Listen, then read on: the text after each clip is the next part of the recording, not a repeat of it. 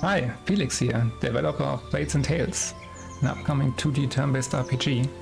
I want to use this video to give you an introduction of the game and showing you the first quest and how to play. And yeah, let's dive on in. This is right after the intro cinematic and the intro level. So we just arrived in our village and yeah, see what's going on here.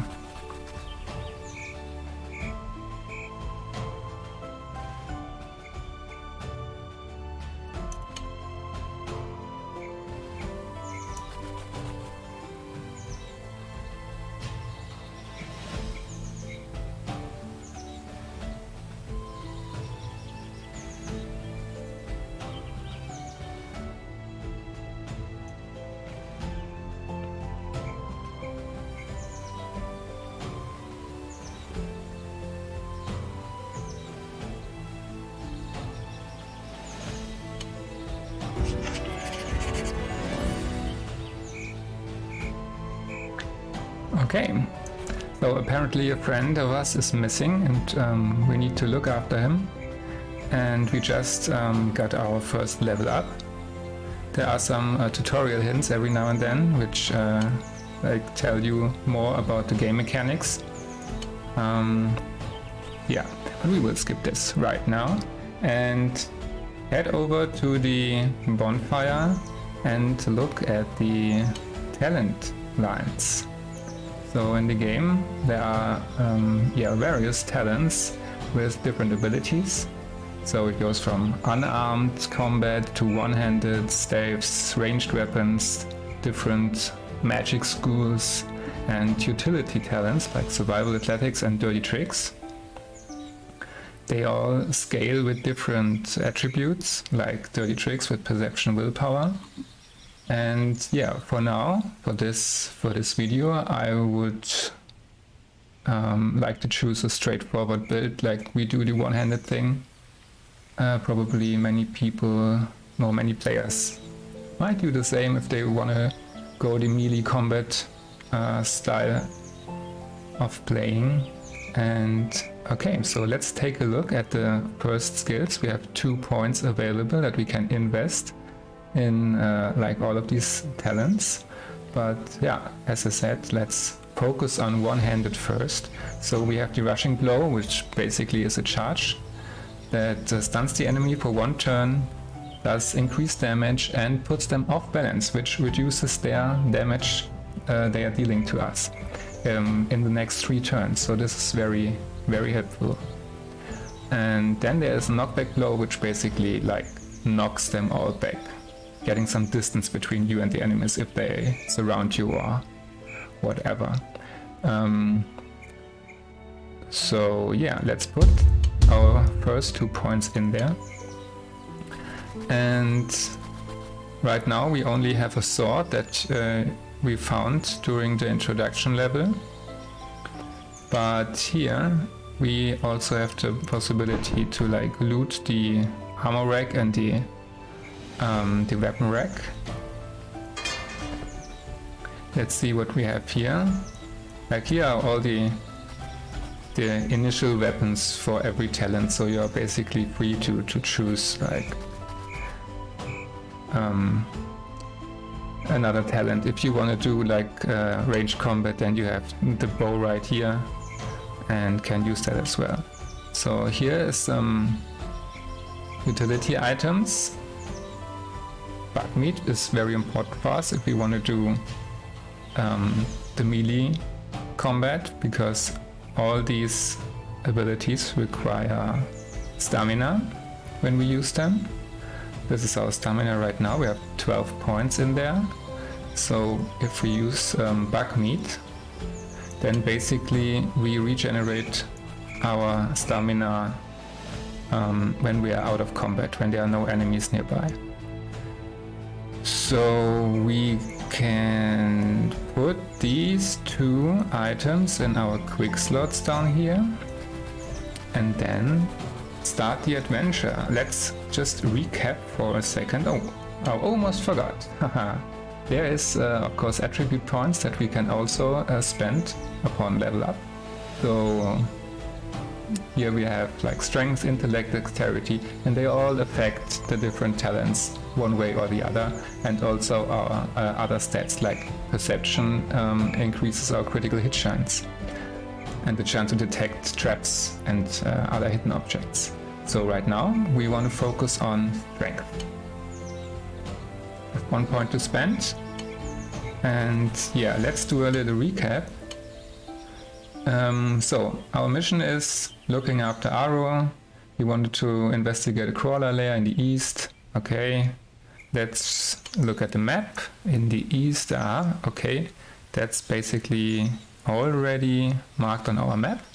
So we head over here, past this river, and head over to the entrance of the crawler layer. So, okay. It's always a good idea to check all these environmental containers and everything that's laying around here. Okay, now time to use our abilities. So we got some distance between us and the enemy right now, and now we can use our charge attack, which has a minimum distance of like 2. So now we can use it after getting some distance between us and the enemy. And like this first encounter here was pretty surprising, I admit that. But from now on we will take a little bit more care when we are strolling around here. So now, like, here's our next opponent, and now we always want to use our charge skill, because in many situations, if we are able to use this skill, we can get around combat without losing any health. Okay, here's a head. Nice one. It's medium armor, I guess. Yes, it is. That's beneficial for us, for our build, because it gives us more stamina. Okay, here is a next enemy. It's already in range for our charge attack. And yeah, so if we are careful enough, now it's getting dark, which is something that could have been avoided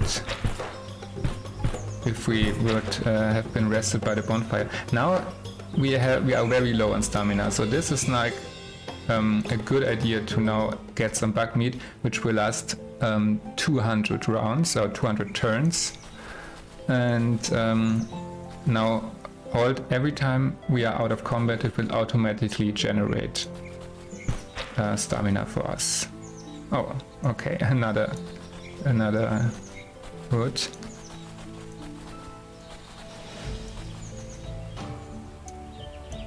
Charge and attack. So I'm stressing this a bit, like this, using your abilities. Some may find that this is, obvious when you have the abilities, so you use it. But I get a lot of feedback where people say, melee combat, it's much it's way too hard, and I always need to use medicinal herbs, and I always need to go back to the bonfire to recover health.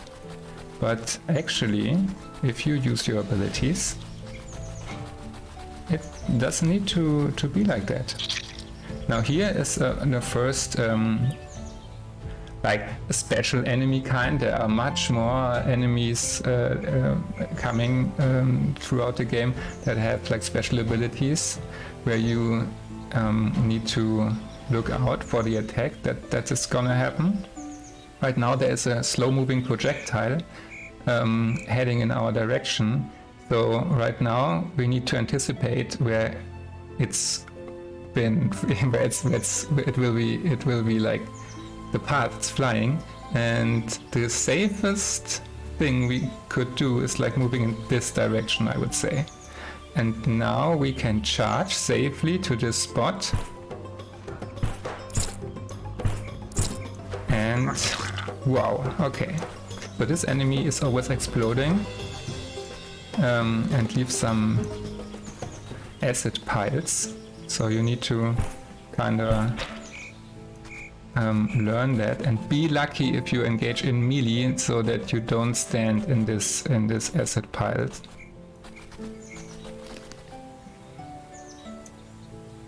So charge and give him the rest.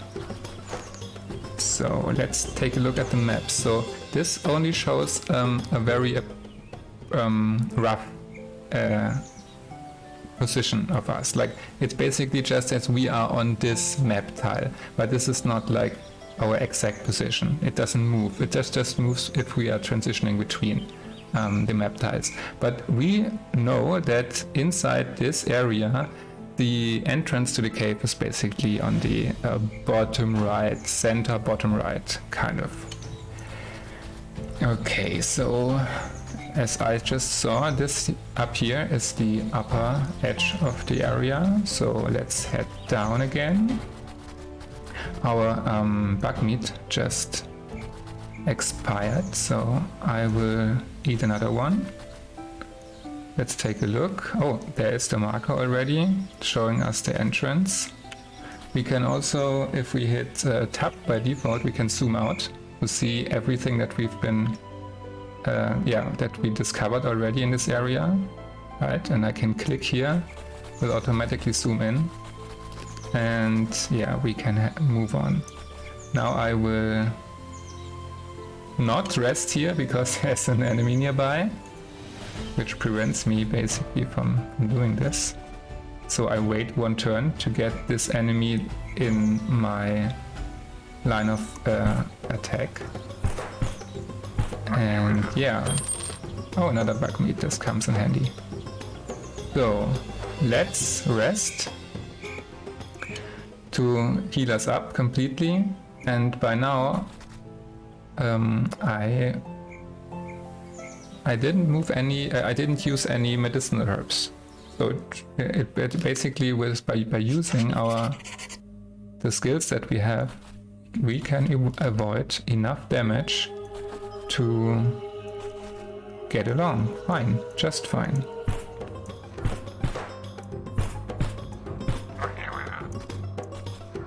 Okay, so here is another enemy that we already made contact with. It will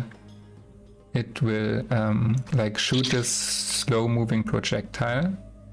We can, the enemy is not in range of our charge attack yet, but we can safely move here. There is another one coming from there, but we should be able to get this one down in time.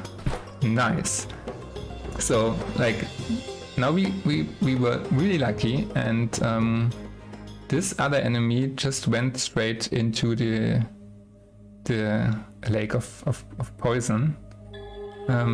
So now we can kick him away and then charge it and attack him. So here we get an axe. Let's see if this axe is, oh yeah, it's a level 2 axe, so this is definitely better than what we have right now. Let's use this. It also counts as a one-handed melee weapon, so we can use it with our existing abilities. Of course, I know where our friend is lying. So I just want to make this first quest kind of cut it short. So now we found Aro lying on the floor. And he's telling us that there is a very strong magical gifted monster down here, which is very, very uncommon. Normally these insects aren't able to use magic. So what he said is like we should head back to the village and warn the others, tell Tana, and see with what plan she's coming up. But you can, of course, decide to investigate this layer a little bit more. And yeah, sooner than later you will stumble upon this magic gifted monster, which is pretty hard at this point of the game. But there is some significant reward if you can beat it. But yeah, we will not do this right now. We can of course get rid of this enemy here. Oh yeah, this wasn't perfect, but that's not a big deal. Can we get this loot? Okay, just a bit of coins. Okay, then let's head back. We can rest by the bonfire here to recover, and now we can use fast travel to head back to the village. Will cost us a bit of our bug meat. And yeah, that's basically everything we had to do to finish our first quest.